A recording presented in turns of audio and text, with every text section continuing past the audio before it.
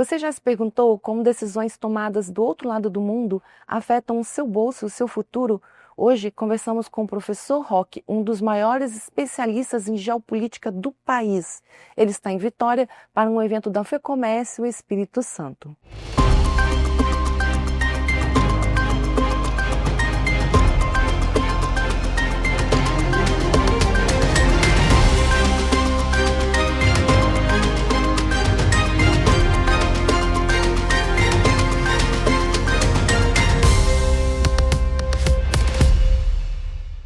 Seja muito bem-vindo, professor Roque. Obrigado por ter aceitado participar. Professor, diante da escalada, atual no Oriente Médio, quais são os cenários mais prováveis a curto, médio e longo prazo? Uma desescalada rápida, um conflito prolongado, uma ampliação ali regional, na região. Qual que é a sua visão? Eu não acho que vai ser um conflito de longa duração, ao contrário, algo curto, porque eu não acho que os países têm disposição, capacidade, energia, nem armamento para fazer isso.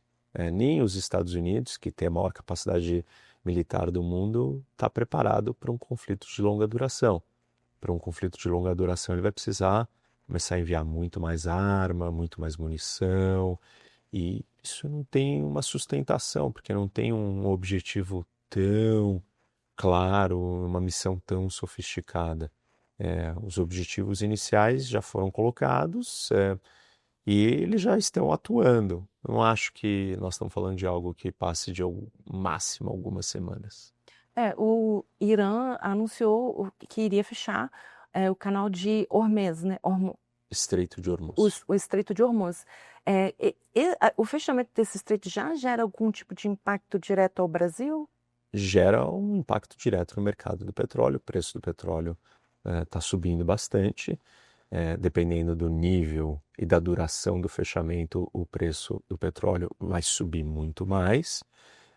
Na verdade, o preço está até baixo, perto do que significa em termos de impacto para o mercado de oferta e demanda, e o peso desse fechamento. Estamos falando de, sei lá, mais de 18 milhões de barris que foram retirados do mercado, uma vez que nem a Arábia Saudita, nem Emirados Árabes, nem Catar, Bahrein, Kuwait, Iraque e o próprio Irã conseguem passar pelo estreito. Então, isso é bastante petróleo, uma situação muito menos impactante do que essa, em termos de volume de petróleo, que foi a invasão da Rússia à Ucrânia.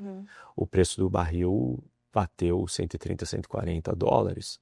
E nós estamos bem longe disso, mas a situação é muito mais grave do que aquela guerra para o petróleo, para o gás natural.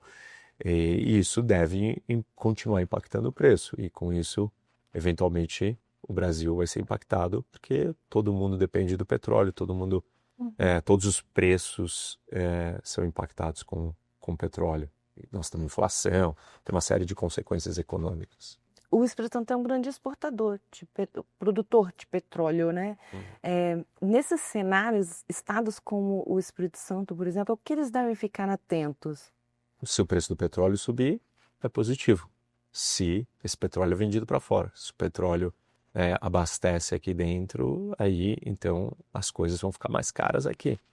Depende da composição do que o petróleo alimenta em cada país, em cada estado.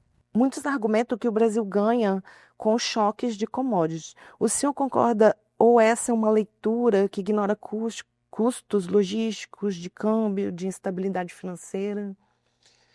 Depende do que é commodity, qual é a commodity, se o Brasil usa essa commodity ou se ele vende essa commodity para fora.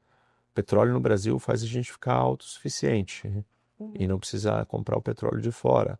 Estrategicamente você ganha uma autonomia, mas se o preço do petróleo subir, os preços de tudo no Brasil vão subir. E a inflação no Brasil já é um problema crônico nosso. Então, o Brasil vai sofrer ainda mais com a inflação. Não só o Brasil, mas se o mundo inteiro tiver com uma inflação alta, o mundo inteiro vai passar essa inflação para o Brasil. Os juros vão ser afetados e assim por diante. O senhor acredita que o Brasil esteja ignorando ou subestimando algum risco geopolítico nesse momento do cenário mundial? Não, O Brasil está longe dos problemas, basta o Brasil saber se posicionar de forma neutra, sem convidar os problemas para perto da gente, que está tudo bem. Se o Brasil não tomar posições, não tomar lados, não fazer críticas contundentes e estridentes, o Brasil não vai provocar ninguém, porque geograficamente nós estamos muito longe de todos esses problemas. E isso, num cenário geopolítico de instabilidade, é uma bênção. Mas o Brasil precisa saber navegar para não provocar ninguém. O ano passado, o Brasil criou uma série de atritos com os Estados Unidos e isso rendeu sanções, tarifaço, crise diplomática. Isso não foi bom para o Brasil. Parece que o governo brasileiro está mais cauteloso em como se posiciona, visto o que aconteceu o ano passado. Eu vi algum material do senhor falando que nessas negociações, geralmente há uma troca, né? Principalmente se tratando dos Estados Unidos, que tem aquela questão da vitória, né? O que faltou ali? Porque era a questão da taxação, o Espírito Santo foi um dos estados, que, por ter uma economia muito aberta, que foi bem pressionado, né? A gente exporta café e, entre outros produtos, rochas ornamentais. Qual que é a sua opinião? Sobre Essa questão de o que faltou ali para o Brasil? Faltou a negociação? Faltou dar algo em troca? Isso seria bom? Seria ruim para o país? Eu acho que o governo brasileiro demorou para entender que o mundo mudou e que não dá para falar o que quer, não dá para se comportar como quer, não dá para criticar todo mundo o tempo inteiro, tem que ser mais cauteloso, mais diplomático. O Brasil sempre teve uma história de ser um país neutro. Num cenário geopolítico como que a gente tem hoje, muita rivalidade, se o Brasil ficar tomando lado, ele convida brigas. E se o mundo está dividido em dois grandes blocos, de um lado a China, do outro os Estados Unidos, se o Brasil tomar o lado da China, ele vai arrumar um problema com os Estados Unidos. Então, ou o Brasil sabe navegar, ou ele tem que conseguir, apaziguar os dois lados. Mas tomando um lado, você naturalmente não vai apaziguar o outro. E para encerrar, dicas, né, de medidas para empresários estarem atentos às questões geopolíticas no mundo, né? Que tipo de atenção eles devem ter no mundo, como o senhor falou, o mundo atual, né? Acho que todo mundo tem que prestar atenção na geopolítica. Geopolítica não é só sobre estar informado, geopolítica é sobre você compreender como o mundo funciona, e está evidente hoje que não tem como você ser bem-sucedido em nenhuma atividade econômica, em nenhum setor, se você não consegue ler bem o que está acontecendo no mundo.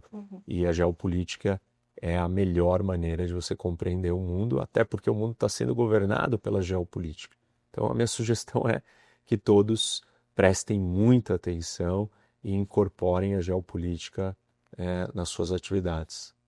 Muito obrigada, professor, pela entrevista. Para você que nos acompanha e quer saber mais sobre esse e outros assuntos, acesse sbrasil.com.br, nos siga em nossas redes sociais e até a próxima.